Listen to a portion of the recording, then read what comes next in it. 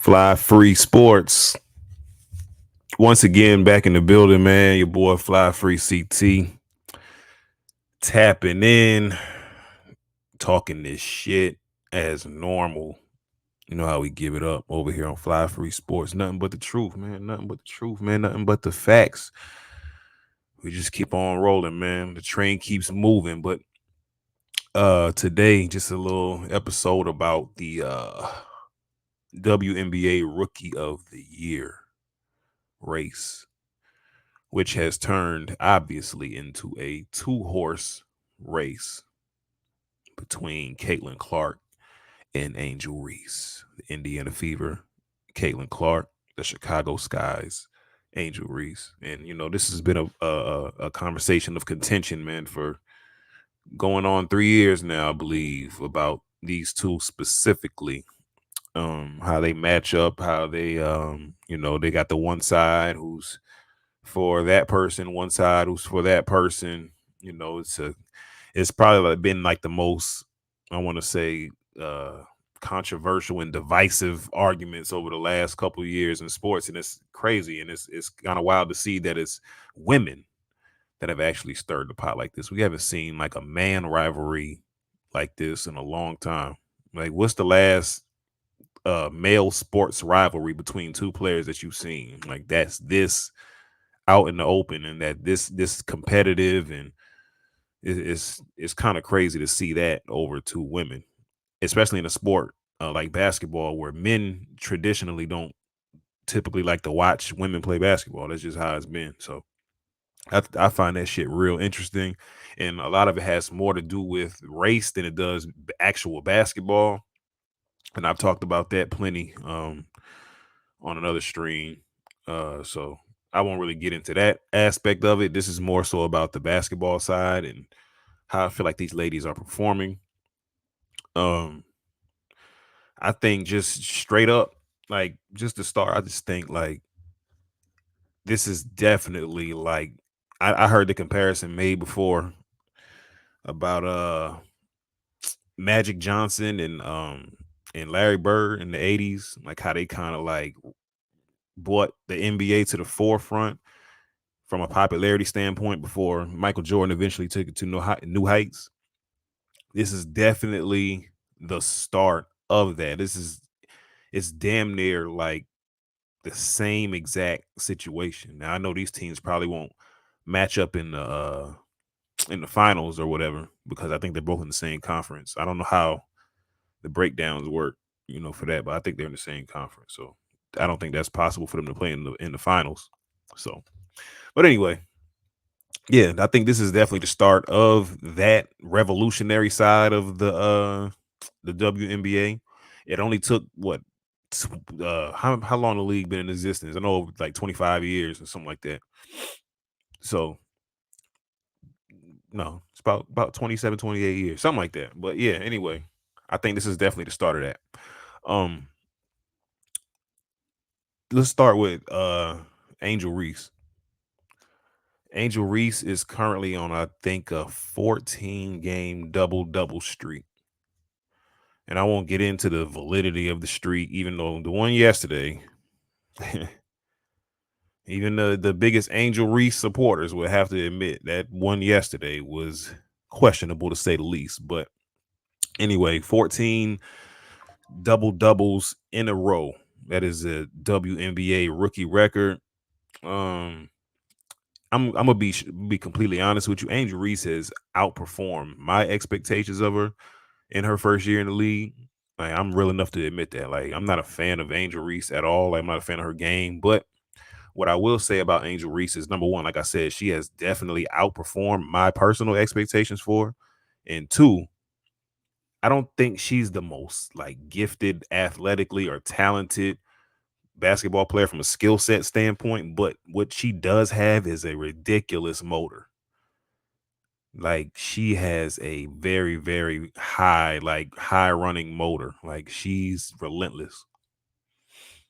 Like, I've heard a lot of made about her getting her own offensive rebounds to contribute to a lot of these double doubles, but that's still like, even if you want to say that, that's still like all those second and third jumps. That's not easy. Like that's not an easy thing. You lose your legs, especially if you playing like that the entire game and you getting like 15, 16 rebounds. So like that's even if she is getting her own rebounds, I won't take her double streak away from her just because of that. Like I think that just shows the effort and the motor that she has as a player.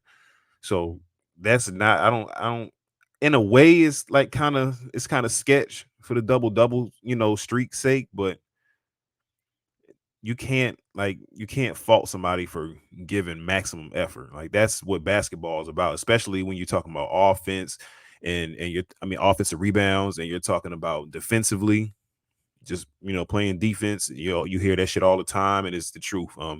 Defense is all about effort, and it's the same thing when you're talking about offensive rebounds. So yeah, it's hard for me to take that away from her, man, just based off her grabbing her own rebounds. Now, what you should be saying is she should be finishing at a higher rate in the paint. That might make her rebounds come down, but she'll be more efficient and score more points. But yeah, Angel Reese, like I said, she's outperformed what I thought that she would be this early in her career. I never thought like she was a bad player. Like you won't find video of me saying like she just ain't shit. And my shit was more so based off her attitude towards just everything that be going on and the victimization, like playing the victim role and all that shit, that I talked about. But I never said her game wasn't good. Like I just don't think she's as good as maybe a lot of her fans think she is. That's my only thing. But I'll never try to snatch credit away from somebody, discredit somebody. Like that's not what I do. Like I don't do that shit. Like I'm gonna be real. Like if you had a good game, you had a fucking good game. If you had a good series, you had a good series of plays. Yeah, like just that's just like when they played Indiana the last time. Like she outperformed everybody. Like Caitlin Clark, I think had like 17 and 13 in that game, but she outperformed Caitlin Clark in that game, and I gave her full credit. Like she was a beast on the boards. That fourth quarter was masterful. She put on the show. It was more power to her. And I think a lot can be said about the season that she's having as well. She's obviously worked on her game. I've seen her hit a couple mid-range shots lately. So it's not like she's not working on her game. I think I think they're about a little bit more than halfway done with the season. And she's in good position. She's in good position to compete for that rookie of the year. So hats off to her for what she's done so far this season. Like I said, I'm never gonna just devalue somebody and criticize them based off their performance when I can see that they're actually putting in the effort. So shout out to her for that. Now, Caitlin Clark, uh, also rewriting the history books for rookies. Like both of these ladies are coming in the league just kicking ass, man, taking names, outperforming a lot of veterans.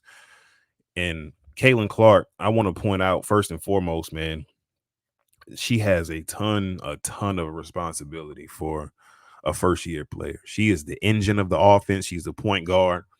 She's the one that sets the table. I don't want people to overlook that when we're talking about production and importance to the team. Like if you take Caitlin Clark off of Indiana, I don't know how many. I don't.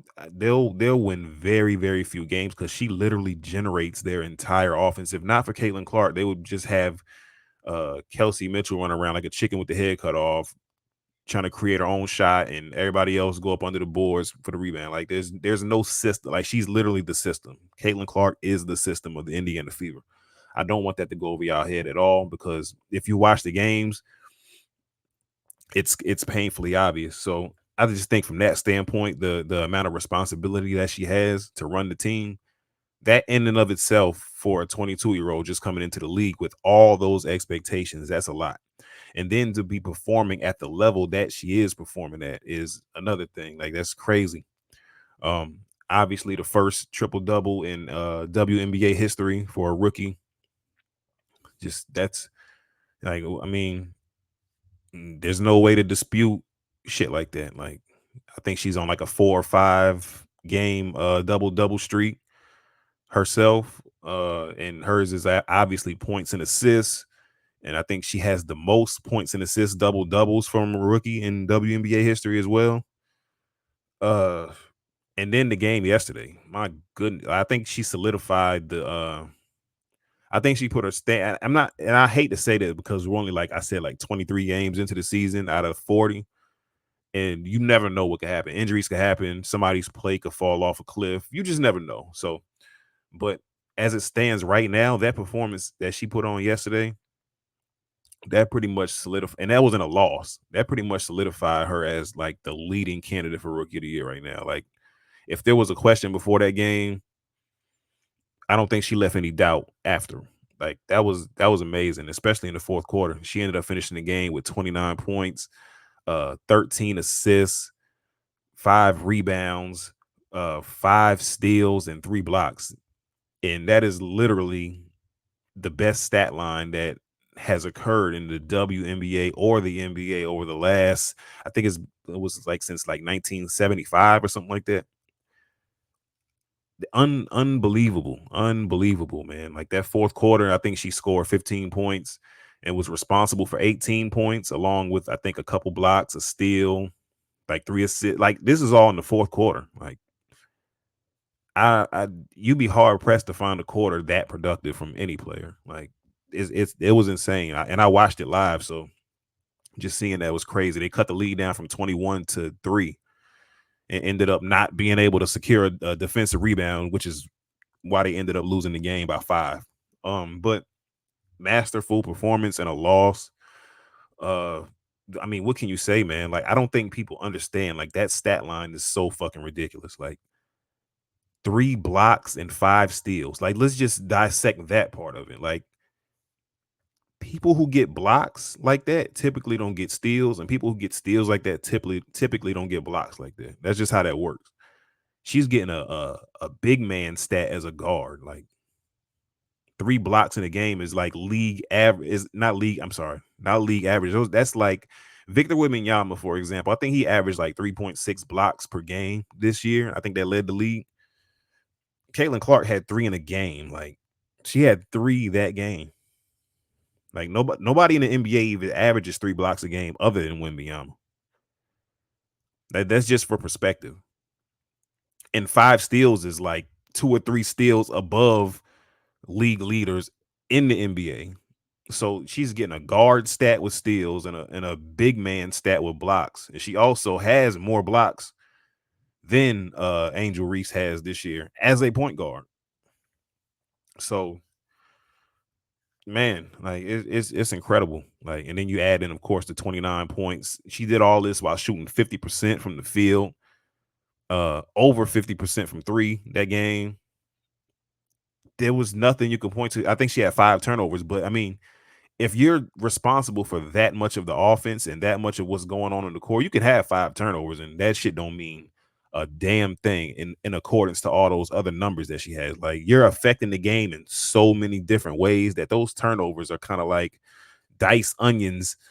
When you don't want to taste the onions and they dice them up real fine, it's like you don't even, like, they're not even there. You know what I mean? So it's like, yo, it's special, man. It's special to see, especially like I said, with all the hype, and that's tough for anybody to live up to, let alone a 22-year-old. You know, you got kind of like the weight of the world. And as much as these players be like, oh, I drown all that noise out, you can't help but to hear some of this shit. It's impossible. We live in an era where you can't escape it. Like, so to know all this shit that's going on and you still going out there performing at that level, it's incredible, man. Like, and I like I said in my last video when I broke down both of these ladies, I want to see people stick more to the actual basketball. Like, let's talk basketball. The narrative shit is cool, you know, the nicknames, the disparaging nicknames that each side has for the other, and whatever, man. Like, let's get back to the basketball of this shit, like the sports aspect of this shit. Like, because you know, I think we're doing both of these girls a disservice if we're just talking about the fucking drama that's surrounding the actual talent, man. So yeah, it's cool. I mean, I get it. It kind of drives up viewership and intrigue when you kind of get into the personal shit. I get it. You know what I'm saying? So I guess it's kind of needed as an aside to the actual product that's happening on the court. So I understand it, but we need to lean more into the actual game. And, you know, that's the shit that I want to talk about more of. But like I said, right now I do have Caitlin Clark in the lead. Even though Angel Reese over the last like 3-4 weeks, she closed the gap significantly because it was like at a certain point in time, it was like, yo, Caitlin got it sold up. But Angel Reese, man, going on this run that she's going on, it's been pretty cool to watch. And I don't know if people are old enough to remember this shit, but you know, a lot of y'all should be. When Mark McGuire and Sammy Sosa had the back and forth, the home runs the whole year. I believe that was like what 1990, late 90s. I know it was late 90s, like 98 maybe. But yeah, when that shit was going on, like you just couldn't wait to the next Mark McGuire performance, and you couldn't wait for the next Sammy Sosa performance to see like where it's gonna go next, like who's gonna hit a home run. Like, but in Caitlin Clark and Angel Reese's case, who's gonna get the next triple double, double double? Like it adds intrigue, you know what I mean, to a sport where eyes weren't on it. So that shit is that's pretty cool, and it gives niggas something else to watch too. Like during the summer, July is probably the worst fucking sports month. There ain't no NBA, no NFL, no nothing. So you know, I'm not a big baseball fan until they get towards the playoff. I don't watch too much baseball regular season, too many fucking games. Like, I'm not about to watch 162 Yankee games, and I love the Yankees, but yeah, like when the playoffs roll around, I'm all in. But this shit is this in the meantime, like if you like to watch basketball, this is good entertainment. It's high value. Um, so yeah. But with that being said, what else I wanted to touch on about them two? And I ain't gotta say pause because they ladies. What else I wanted to touch on? Both teams are currently in the playoffs. So and I think they both will remain in the playoffs because the Atlanta Dream are on like a stupid free fall right now. I think they lost like 8 out of their last 9 games. Atlanta has, and they've pretty much given up their playoff positioning. I think they play the Aces next, so that's another loss. It's pretty safe to say that both of these teams will make the playoffs. So I don't think that'll be able to be a deciding factor in the Rookie of the Year race either. You know, I think that's phenomenal that both of these teams will make the play. They probably won't play each other because they're going to be only a seed apart. But I think it still adds to the intrigue. So I think that's going to be good for the WNBA to get both of those teams in. Yeah, like I said, man, Caitlin Clark is the leader right now in the WNBA Rookie of the Year race. And it's not to say Angel Reese still doesn't have a chance. Like I said, you just never know. You never know what's gonna happen. You never know. Shit, Angel Reese might go for 30 and 20. You know what I mean? Like it's been one thing. She's already, like I said, exceeded my expectations. So what really can I say?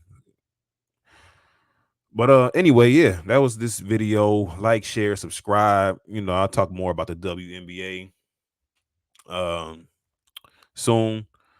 And yeah, Fly Free Sports, man. Like, share, subscribe, tap in with me, get in tune. I am Fly Free CT, and we out.